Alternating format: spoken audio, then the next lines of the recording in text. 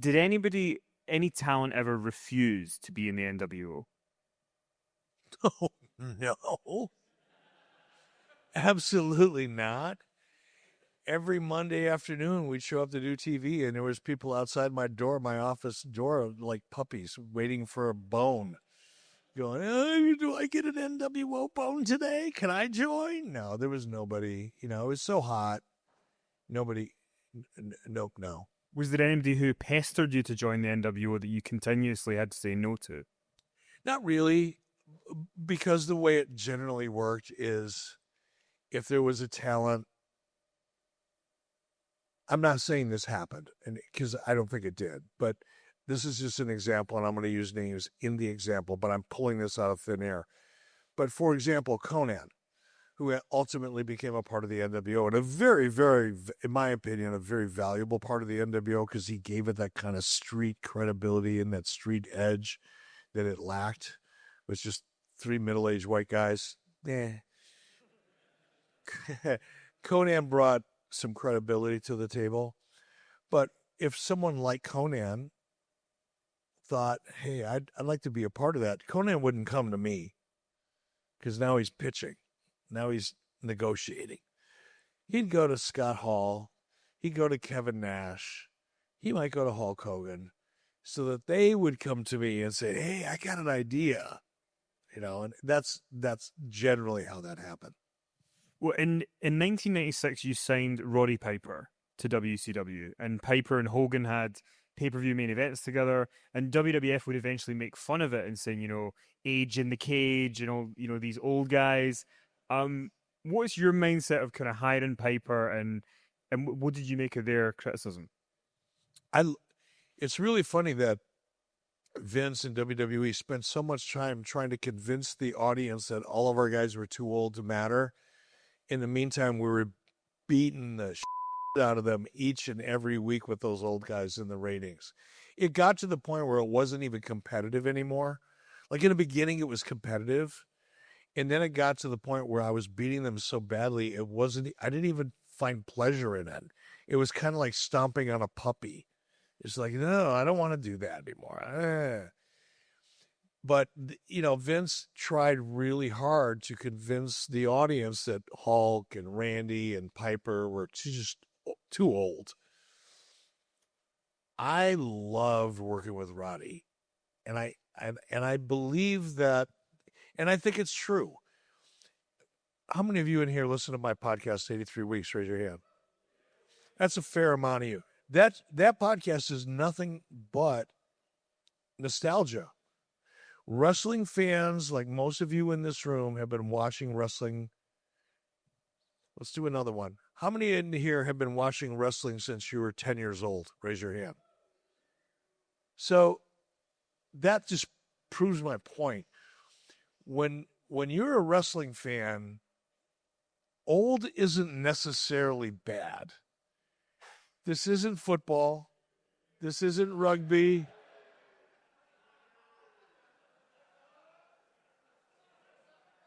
Who the f*** did I piss off back there?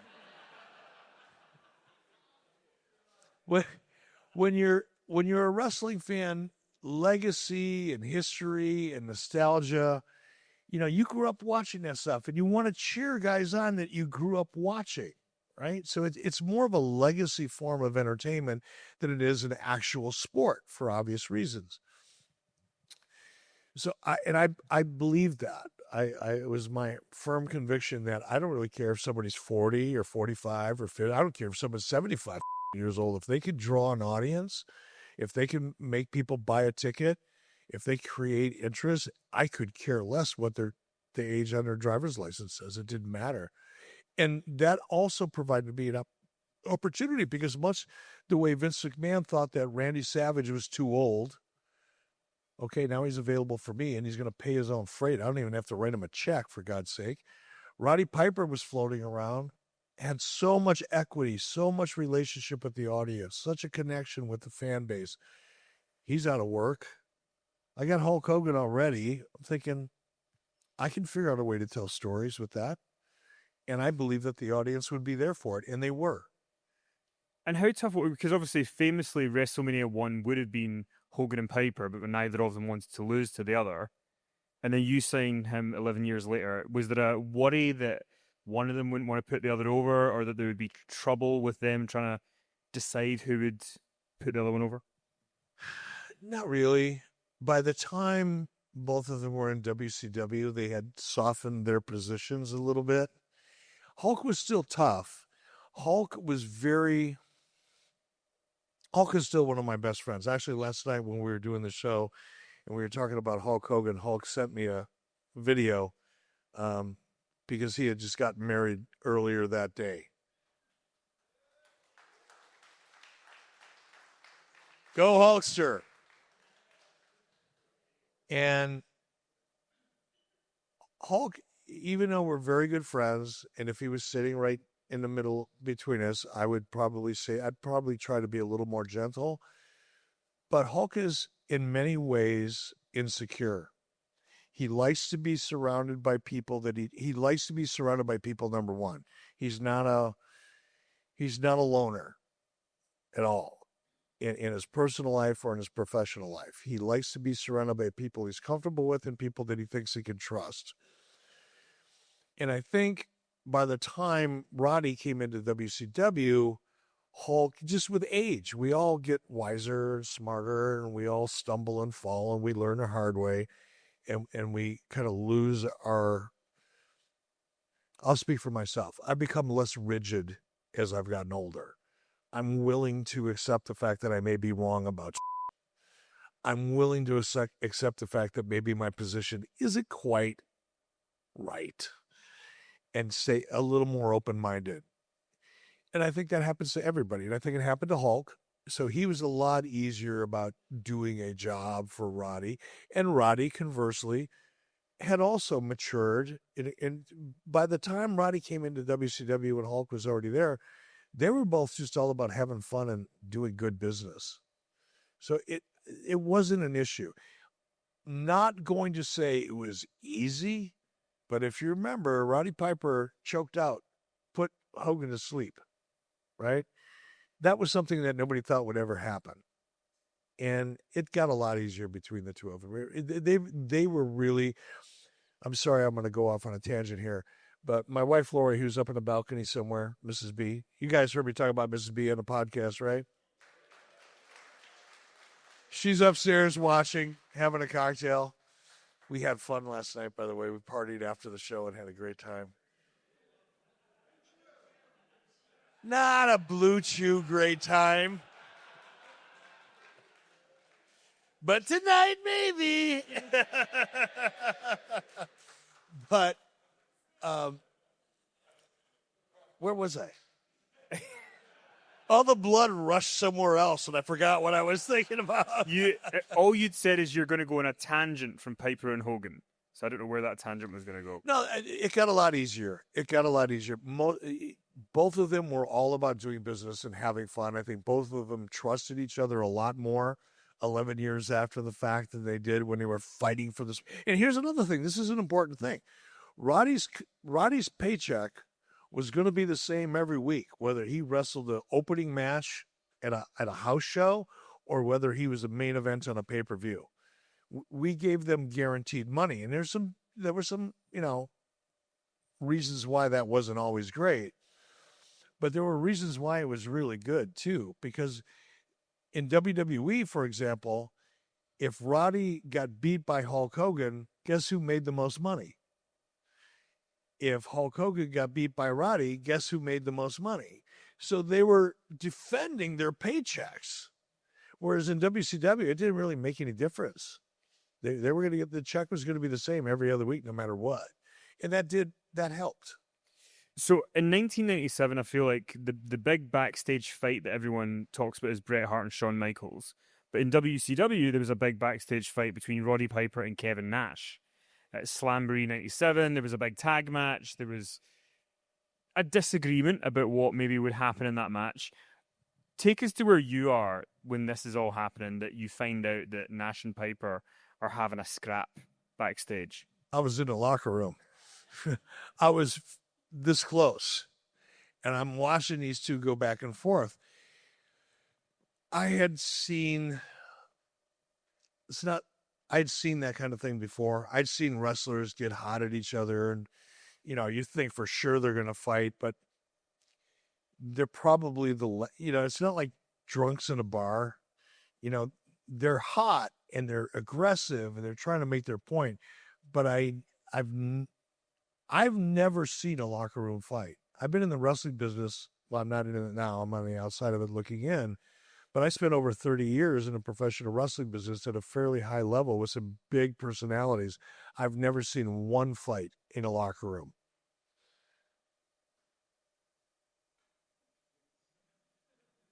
I'm just trying to think if I saw any fights in a bar. I don't even think I've seen a fight in a bar. So I wasn't like concerned about it up until like right at the very end. And I wasn't concerned about Kevin because I knew Kevin pretty well. Kevin will intimidate you, and he's a scary he's big. I've gone toe-to-toe with Kevin more than once, arguing over creative. He's from Detroit. I'm from Detroit. I think I'm 7 foot tall. He is 7 foot tall. And after I've had 6 or 8 beers, I think I'm 7'1", and I'll go. I don't care. Win, lose, or draw. It doesn't matter anymore at a certain point. But Kevin would never step over that line. So I wasn't too worried about Kevin. Roddy was nuts. Roddy was a crazier version than me when I was younger, where he didn't give a and I was more worried about Roddy going off and throwing punches than I was about Kevin. I know what the outcome would have been. It would have been over quickly because Kevin's almost 7 foot tall, almost 300 pounds, and very, very gifted. He was a street fighter from Detroit. He could take care of himself. But it was Roddy that I was most worried about. And they were just going back and forth. So what happened in the ring was, because again, Roddy was my size. I mean, he was a little heavier than me. But it's a fact. But he was only about 5'10" or 5'11". He wasn't a tall, big guy. He was probably real size. Roddy was probably 5'11", maybe 6 foot. I don't think so, but maybe 210, 220 pounds. Maybe 230 when he was out of shape. But he just didn't care. And I was concerned about that. And the things they were saying to each other, I'm not going to go into it here because Roddy's not here and I'm just not going to do it. But it got really ugly. I thought for sure it was going to go down, but fortunately it didn't. Speaking of Kevin Nash, there was something that he said that I read recently, and I thought I need to ask you about it. Kevin Nash said that there was a time where there was an idea of The Undertaker maybe coming to WCW. And I just wonder, did you ever have a discussion with Undertaker? Was there ever any overtures from his camp to you at any point? The only time I ever heard about a potential conversation or opportunity with Undertaker was like 12 or 15 years after I left WCW. It's one of those stories that evolved that I heard about afterwards, but at that point in time, the subject never came up to me. Now, Kevin may have had a conversation with Undertaker. They knew each other. They were friends. That could have happened. Scott Hall could have had a conversation with him.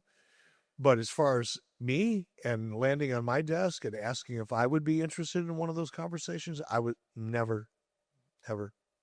Did you just think he's Mr. WWF? That's never going to be something he would want to do? That was part of it. Honestly, Kenny, I had already heard from a number of people that I trusted and I knew what they were talking about, that Mark Calloway, Undertaker, was extremely loyal to Vince and no matter what would never leave WWF. So I heard that. That's why I probably never took any rumors seriously, even after I started hearing them. Still don't believe it ever happened. Well, so in 1997 again, Shawn Michaels famously sort of threatened Vince McMahon that he was going to go to WCW. He wanted to quit after Bret Hart pulled his hair out.